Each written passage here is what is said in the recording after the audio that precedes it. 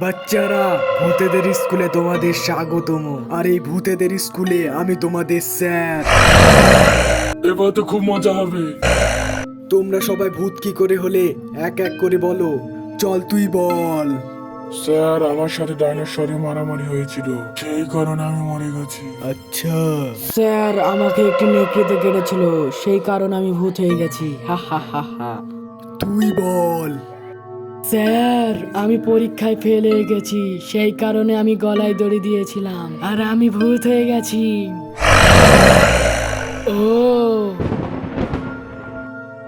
আরে, আমি এটা কোথায় চলে আসলাম? আর এটা কোন স্কুল? এটা ভূতের স্কুল। আরে, আমি তো মানুষের স্কুলে অ্যাডমিশন নিয়েছিলাম। এখন তোর অ্যাডমিশন ভূতেদের স্কুলে হয়ে গিয়েছে, তুই আর কোথাও যেতে পারবি না। হা হা হা হা। না, আমি মানুষের স্কুলে পড়তে যাব। আহ, আহ।